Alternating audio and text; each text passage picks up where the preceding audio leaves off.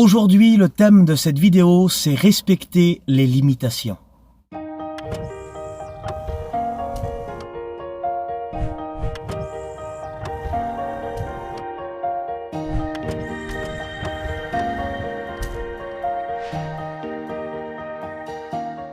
Bonjour à tous et que Dieu vous bénisse. Moi je me présente, c'est Mathieu Roussalino et je vous souhaite la bienvenue sur ma chaîne YouTube Il y a encore plus qu'hier.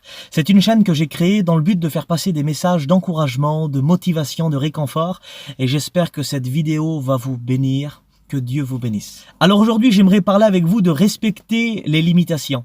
Et pour ça, j'ai pris exemple sur le code de la route, les limitations de vitesse. Je trouve qu'il y a beaucoup de choses qui se ressemblent entre les limitations de vitesse et notre vie spirituelle. C'est pour ça que j'ai eu à cœur de faire cette vidéo.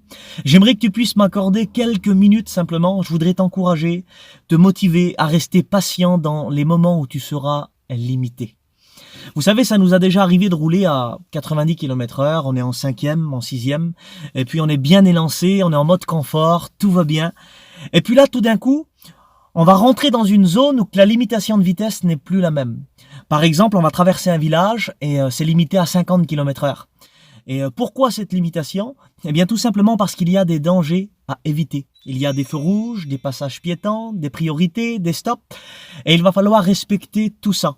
Sinon, soit c'est l'accident, ou alors c'est des procès à payer, des problèmes avec la justice, des points enlevés sur le permis, donc mieux vaut éviter tout ça.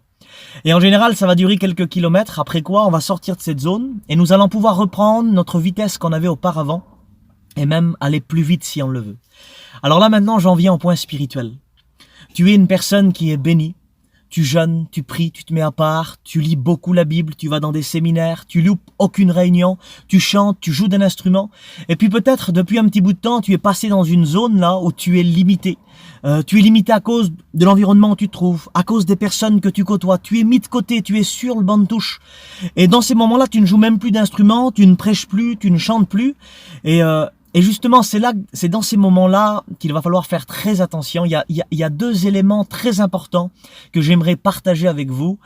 Le premier élément qui est très important à savoir, lorsqu'on est mis de côté, lorsqu'on est sur le banc de touche, eh bien, c'est que dans ces moments-là, l'ennemi va remplir notre esprit de pensées négatives. Vous savez, par exemple, on roule à 100 km/h, là on roule. Essayez de regarder à gauche et à droite, vous allez voir que du flou. Mais par contre, si on commence à ralentir, ou alors à s'arrêter directement, tout d'un coup, notre vision, elle va changer. Ce qu'on voyait flou auparavant, là, ça devient net. Alors, c'est-à-dire que dans notre vie spirituelle, quand nous allons commencer à ralentir, ou alors à s'arrêter directement, là, notre vision va changer. On va commencer à voir, le défaut de nos frères qui sont autour de nous. On va commencer à voir les points négatifs dans notre église. On va, par exemple, on ne va plus s'accorder avec un tel, avec un tel. Le CD, j'aurai plus envie de le faire avec toi parce que tu n'es pas comme je le veux, et etc., etc., etc.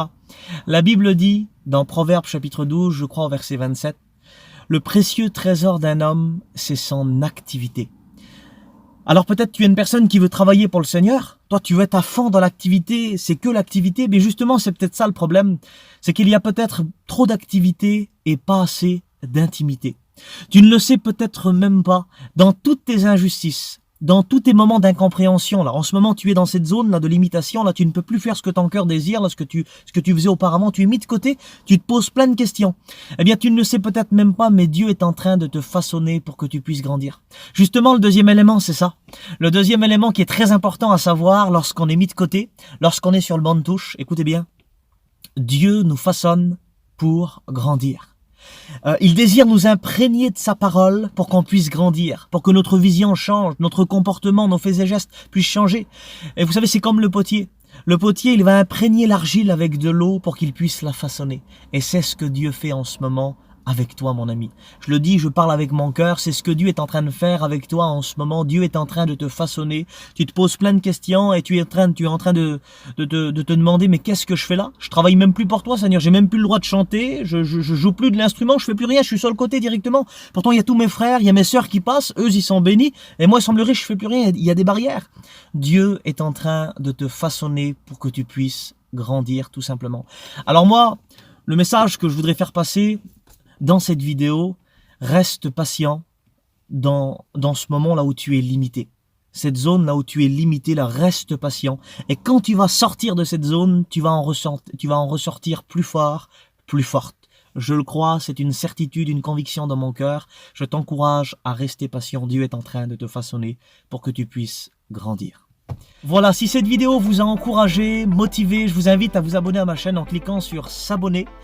Il y a pas mal de vidéos que j'ai postées, des vidéos d'encouragement, de motivation, et il y a aussi quelques chants, quelques-unes de mes compositions. J'espère que ça va vous bénir, vous encourager, vous motiver, vous donner des forces pour aller encore plus loin avec Dieu.